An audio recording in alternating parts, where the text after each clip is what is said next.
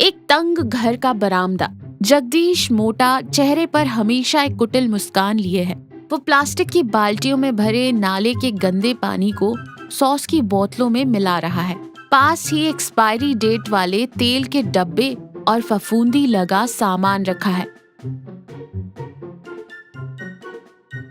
उसकी पत्नी बसंती पूजा खत्म करके आरती की थाली लेकर बाहर आती है।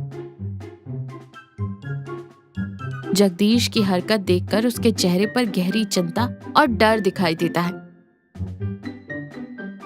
बसंती निराश और दुखी स्वर में कहती है, अजी सुनते हो, सुबह सुबह भगवान के हाथ जोड़कर कोई अच्छा काम शुरू करना चाहिए, पर आप फिर से इस धोखेबाजी में लग गए। परसों तक वो सड़ी हुई पत्ता गोभी इस्तेमाल कर रहे थे।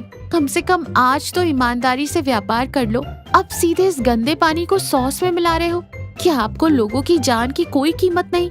जगदीश झुंझलाते हुए कहता है, तुम्हें बस पूजा करना और भगवान के सामने बैठना आता है, व्यापार करना नहीं बसंती। बाजार में एक सॉस की बोतल खरीदने जाओ तो 30 रुपए लगते हैं। वहीं अगर ऐसे पानी मिला दूं तो एक बोतल से 4 बोतलें बन जाती हैं। मुनाफा कैसे आता है तुम्हें पता है? चाउमीन खाने वालों की जीभ मिर्च मसाले से सुन्न हो चुकी होती है। उन्हें इस पानी वाले सॉस का स्वाद भी अमृत जैसा लगता है। वो कुछ नहीं समझ पाएंगे। तुम अपना मुंह बंद रखो। बसंती आंखों में आंसू भरते हुए कहती है, लोगों को बीमारियां लगेंगी जी।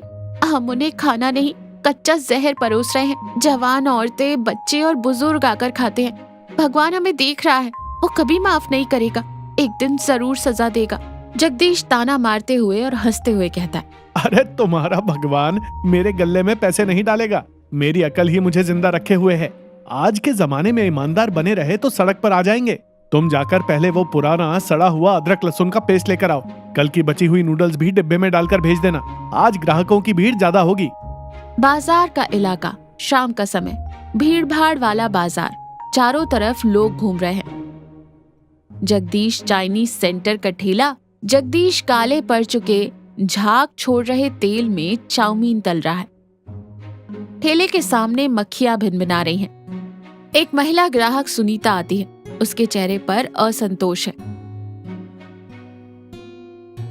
भैया, एक प्लेट चाउमीन देना, लेकिन थोड़ा साफ सफाई से बनाना। कल जो आपने चाउमीन दी थी, उससे खाकर मेरे पति के पेट में बहुत दर्द हुआ। रात भर उल्टियां करते रहे। जगदीश झूठी मुस्कान के साथ कहता है, अरे राम राम, ऐसा हुआ क्या बहन जी? शायद भाई साहब ने कहीं और कुछ खा लिया होगा। आजकल बाहर लोग कुछ भी बेच रहे हैं। मेरे ठेले पर तो मैं एक नंबर का माल इस्तेमाल करता हूँ। सैकड़ों लोग खाते हैं मेरे पास। ये देखिए, ये पत्ता गोभी कितनी ताजी है। जगदीश ऊपर रखी ताजी पत्ता गोभी दिखाता है, लेकिन जैसे ही सुनीता दूसरी तरफ देखती है, वो नीचे छुपाई हुई पुरानी बदबूदार पत्ता गोभी के टुकड़े कढ़ाई में डाल देता है। बदबू को छुपाने के लिए वो लाल रंग का पाउडर और ढेर सारी लाल मिर्च डाल देता है। जगदीश गर्मा गर्म पार्सल देता है। सुनीता पैसे देती है और शक की नजरों से देखते हुए चली जाती है। जगदीश लालच भरी नजरों से उन नोटों को चूमता है और गले में रख देता है।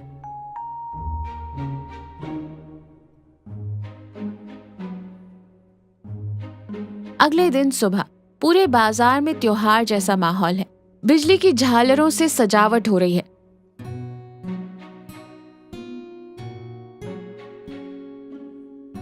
पास के शिव मंदिर के पास महाशिवरात्रि मेला लगने की घोषणा ऑटो में लगे लाउड स्पीकर से हो रही है। सभी भक्तों का स्वागत है, 3 दिन तक विशाल मेला, ये शब्द गूंज रहे हैं। जगदीश अपना ठेला साफ करते हुए ये घोषणा सुनाता है। उसकी आंखों में पैसों की चमक आ जाती है। जगदीश अपने आप से बात करते हुए कहता है, शिवरात्रि का मेला, क्या बात है। आसपास के 10 गांव के लोग आएंगे कल एक ही दिन में। हाँ, सिर्फ एक ही दिन में मेरे ठेले पर सैकड़ों लोगों की लाइन लग जाएगी। 2 महीने की कमाई इस एक दिन में निकालनी है। अगर लागत 10 रुपए हो तो मुनाफा 100 रुपए होना चाहिए। अगर माल आधे दाम पर लाऊं तो मुनाफा 10 गुना। मुझे अभी ओम प्रकाश के गोदाम जाना होगा। जितना सड़ा हुआ माल मिलेगा उतना ही ज्यादा फायदा होगा। जगदीश एक धोखेबाज थोक व्यापारी ओम प्रकाश के गोदाम में है। वहाँ बहुत बदबू आ रही है। सड़ी हुई सब्जियों की बोरियां, चूहों द्वारा कुतरे गए सॉस के डिब्बे और एक्सपायरी डेट पार कर चुका सामान यहाँ वहाँ बिखरा पड़ा है। जगदीश ओम प्रकाश से फुसफुसाते हुए कहता है, ओम प्रकाश भाई, मुझे वो कोने में रखा पुराना स्टॉक दे दो। एक्सपायरी डेट खत्म हुए महीनों बीत गए तेल के डब्बे, फफूंदी लगे मसाले के पैकेट, सब एक ऑटो में लदवा दो। रेट एकदम कम लगाना, मैं सारा माल उठा लूंगा। ओम प्रकाश हैरानी से कहता है, अरे जगदीश, उनमें बहुत कीड़े पड़ चुके हैं, बदबू मार रहे हैं। मैंने उन्हें फेंकने के लिए किनारे रखा था। लोग खाएंगे तो मर ही जाएंगे। अगर कोई पुलिस वाला आ गया तो हम दोनों को जेल जाना पक्का है। जगदीश क्रूरता से हंसते हुए कहता है, वो मरे तो मुझे क्या भाई, मेले में लोगों को भूख लगेगी तो वो मिट्टी भी खा लेंगे। मिर्च और वो लाल रंग ज्यादा डाल दूंगा तो कीड़ों की कोई बदबू नहीं आएगी। मसालों की महक में सब छिप जाएगा। मेरे लिए अपना गल्ला भरना सबसे जरूरी है। तुम डरो मत, बस माल भिजवा दो। बाजार का इलाका, मेले की शाम। जगदीश के ठेले से कुछ ही दूरी पर मीनाक्षी शुद्ध आहार नाम का एक नया ठेला खड़ा है। ठेले पर केले के पत्ते और साफ सुथरे बर्तन रखे हैं। मीनाक्षी माथे पर बड़ी बिंदी लगाए और बेहद साफ सूती साड़ी पहने खड़ी है। वो एकदम शुद्ध वातावरण में गर्मा गर्म पौष्टिक उपमा और डोसा बेच रही है। खाने से बहुत अच्छी महक आ रही है। जगदीश के कई ग्राहक मीनाक्षी के ठेले की तरफ जा रहे हैं। जगदीश अपने ठेले के पास किसी को ना देखकर जलन से भर उठता है और मीनाक्षी के ठेले के पास जाता है। वहाँ खड़ी कमला ग्राहक मीनाक्षी के खाने की तारीफ कर रही है। मीनाक्षी जी, आपने खाने में बिल्कुल घर वाला स्वाद डाला है। उस जगदीश के ठेले पर खाने से पेट में जलन और घबराहट होती है। यहाँ सब कुछ कितना साफ है। हम अपने बच्चों को भी बिना डरे खिला सकते हैं। जगदीश कमला के जाते ही जलन में कहता है, ए मीनाक्षी, तुझे क्या व्यापार करना आता भी है? इतना महंगा सूरजमुखी का तेल और ताजी सब्जियां इस्तेमाल कर रही है और ऊपर से सस्ते दाम में बेच रही है। ऐसे करेगी तो हफ्ते भर में ठेला बेचकर सड़क पर भीख मांगनी पड़ेगी। व्यापार का मतलब होता है चालाकी और मुनाफा। लोगों की जेबें खाली करना ही असली व्यापार का रहस्य है। मीनाक्षी निडर होकर शांत और दृढ़ स्वर में जगदीश की आंखों में देखते हुए कहती है, व्यापार का मतलब विश्वास होता है जगदीश जी। लोगों को धोखा देकर उनका पेट काटकर कमाया हुआ पैसा हमारे लिए जहर के समान है, जो कभी नहीं फलता। मेरा मुनाफा भले ही कम हो, लेकिन रात को मैं बिना किसी की बद्दुआ लिए चैन से सोती हूँ। आपकी तरह स्वार्थ में अंधी होकर लोगों की जान से खिलवाड़ नहीं कर सकती। कृपया आप यहाँ से जाइए। जगदीश अपमानित होकर कहता है, अपने उपदेश अपने पास रख। खाना बनाना आता नहीं और मुझे सिखाने चली है। आज इस मेले में मैं तुझे दिखाऊंगा कि मेरी हैसियत क्या है, मेरा व्यापार क्या है और मेरा मुनाफा क्या होता है। जगदीश का ठेला, रात का समय। मेले में भारी भीड़ है। जगदीश अपने ठेले पर एक बड़ा लाल बोर्ड लगाता है, मेला बम्पर ऑफर, सबसे सस्ता, आधे दाम पर चाउमीन। आधा दाम सुनकर लोगों की भीड़ जगदीश के ठेले पर टूट पड़ती है। जगदीश दोनों हाथों से पैसे बटोर रहा है और गले में ठूस रहा है। वो अपना पसीना भी नहीं पोंछता और गंदे हाथों से ही पेपर प्लेट में खाना परोस रहा है। तभी सरपंच की पत्नी गीता अपनी सहेलियों के साथ उधर से गुजरते हुए रुकती है। जगदीश, हमें भी 5 प्लेट देना। तू ऑफर चिल्ला रहा है और इतने लोग खा रहे हैं, तो हम भी तो देखें कैसा स्वाद है।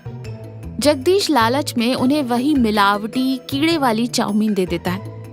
गीता और उसकी सहेलियां खाना शुरू करती हैं। 1-2 मिनट ही बीतते कि अचानक गीता का चेहरा पीला पड़ जाता है और वो अपना गला पकड़कर खांसने लगती है। उसके हाथ से प्लेट गिर जाती है। वो अपना पेट पकड़कर तड़पते हुए जमीन पर गिर पड़ती है और दर्द से करहाते हुए कहती है, हाय राम, मेरा पेट जल रहा है, आंतें फट रही हैं, सांस भी नहीं आ रही, कोई बचाओ, मैं मर रही हूँ। गीता के साथ चाउमीन खाने वाली बाकी औरतें भी उल्टियां करने लगती हैं और पेट दर्द से गिर पड़ती हैं। एक बुजुर्ग महिला बेहोश हो जाती है। अचानक वहाँ चीख पुकार और अफरा तफरी मच जाती है। लोग डर के मारे भागने लगते हैं। भीड़ भयानक गुस्से में जगदीश के ठेले को घेर लेती है। कमला और सुनीता भी आगे आते हैं। सुनीता को जगदीश की धोखेबाजी पर पहले ही शक था। वो सीधे जाकर ठेले के नीचे छिपे डिब्बों को बाहर खींच लेती है। उसने ढक्कन खोला और अंदर फफूंदी लगा भयानक सामान कीड़ों से भरी पत्ता गोभी की बोरी और डांबर जैसा काला तेल दिखाई देता है। सुनीता गुस्से में कहती है, देखो इस इंसान का घटियापन, पैसों की लालच में कीड़े लगी सब्जियां और नाले जैसा काला तेल इस्तेमाल कर रहा है। ये हमारी जान का सौदा कर रहा है। क्या गीता जी की जान लेने के लिए दुकान खोली थी तूने? पापी इंसान, और कितने का पेट काटेगा। गुस्साई भीड़ जगदीश के ठेले को जोर से धक्के देकर पलट देती है। ठेला गिर जाता है। बर्तन, मिलावटी सॉस, सारा कच्चा माल सड़क पर बिखर जाता है। तभी सूचना पाकर फूड इंस्पेक्टर और पुलिस सायरन बजाते हुए जीप में वहां पहुंचते हैं।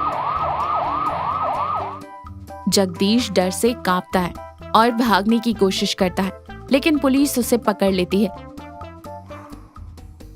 भीड़ में से जगदीश की पत्नी बसंती रोते हुए आगे आती है। मुझे माफ कर दीजिए, मैंने हाथ जोड़कर मिन्नतें की, भगवान की कसम दी, पर इन्होंने मेरी एक नहीं सुनी। इनका लालच और इनका अहंकार ही आज इन्हें इस हालत में ले आया है। इन्हें इनके किए की सजा मिलनी ही चाहिए। मैं इन्हें कभी बदल नहीं पाई। पुलिस जगदीश के हाथों में हथकड़ी पहनाकर उसे जीप में बिठा देती है। उसका सिर शर्म से झुक जाता है। फूड इंस्पेक्टर उसे भारी जुर्माने की रसीद थमाता है और सारा सड़ा हुआ माल जब्त कर लेता है। बाजार का इलाका 1 महीने बाद, जहाँ कभी जगदीश का ठेला खड़ा होता था, अब वहाँ मीनाक्षी का बड़ा और एकदम साफ सुथरा ठेला लगा है। ऊपर एक सुंदर टेंट भी लगा है। महिलाएं और ग्राहक बिना किसी डर के खुशी खुशी खाना खा रहे हैं।